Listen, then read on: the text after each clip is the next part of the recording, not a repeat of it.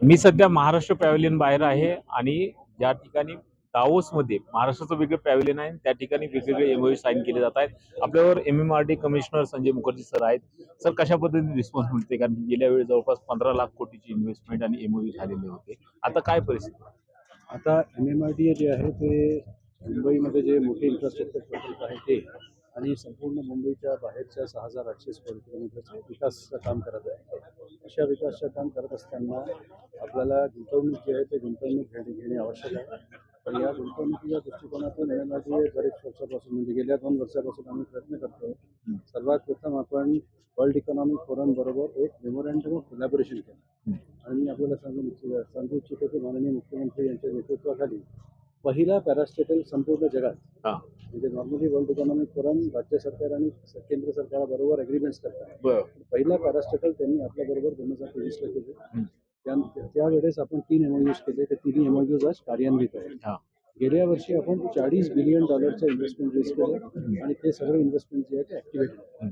आता जी नवीन शेअर करायची आहे, त्यांचे प्रकल्प करायचे आहे, ते कुठल्या दिशेतून जातील यासाठी आपण नीती आयोगाबरोबर पार्टनरशिप केलं आणि त्यांनी एक इकॉनॉमिक मास्टर प्लॅन बनवला। या इकॉनॉमिक मास्टर प्लॅन मध्ये जे आहे त्याची 2047 अमृतकालपर्यंत कशा डेव्हलपमेंट करायचं याची पण सगळं प्लॅनिंग झालेली आहे। आता या प्लॅनिंग मध्ये 70% गुंतवणूक हे प्रायव्हेट सेक्टरची गुंतवणूक आहे, 30% गुंतवणूक हे सरकारची गुंतवणूक आहे आणि मुंबई जे आहे ते फायनान्शियल कॅपिटल आहे, त्यामुळे प्रायव्हेट इन्व्हेस्टमेंट आलीच पाहिजे अशा दृष्टिकोन आहे। आणि त्यामुळे आता यावेळेस आपण 233 कोटीचा प्रायव्हेट इन्व्हेस्टमेंट MMRDA केलेला आहे। महाराष्ट्र सरकारने माननीय मुख्यमंत्र्यांच्या नेतृत्वाखाली आम्ही सर्वांनी बरेचसे MOUs केले, त्याच्या ऑफिशियल फिगर्स आपल्याला मिळेल। पण ही जी गुंतवणूक आहे ही गुंतवणूक पुढच्या भविष्य आणि भारताला अमृतकालकडे घेण्याची जे राज्य शासनाची जे पावलं आहे त्या पावलाचा एक भाग आहे आणि त्या दृष्टिकोनातून हे सगळे झालेले आहे। हे सगळे FDI आहे, काही लोकल गुंतवणूक या ठिकाणी डॅव्होसमध्ये एकही झालेली नाही आहे। FDI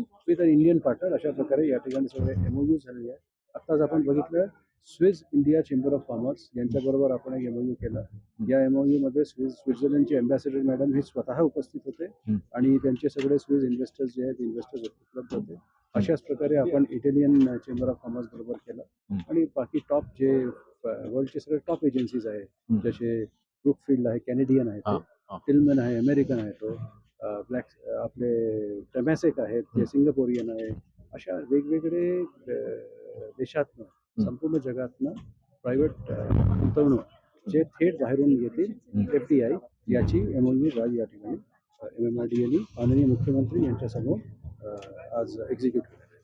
पण सर, आपण बघितलं तर MOU होतात तर त्याचं मटेरियलायझेशन कशा पद्धतीने, त्यासाठी काय कशा पद्धतीने? तर आता मी फक्त MMRDA बाबत बोलू शकतो आणि 2023 ला आम्ही 3 MOUs केले होते। हे तिन्ही MOUs जे आहे प्रायव्हेट सेक्टरची संपूर्ण गुंतवणूकची ती एक्झिक्यूट झालं, इट्स ऑलरेडी डन। गेल्या वर्षी आपण 11 MOUs केले होते।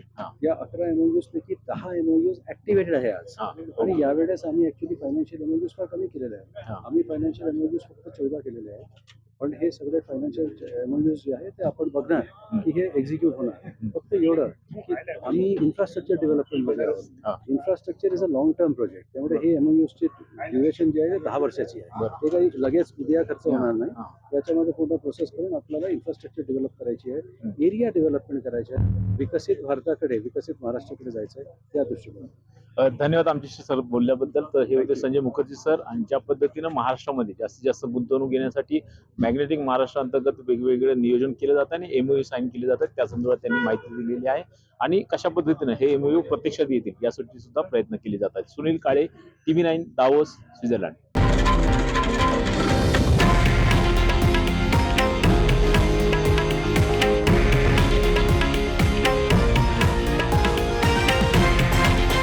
हे आहे देशातील नंबर 1 न्यूज नेटवर्क आणि आपण पाहत आहात TV9 मराठी, एकमेव।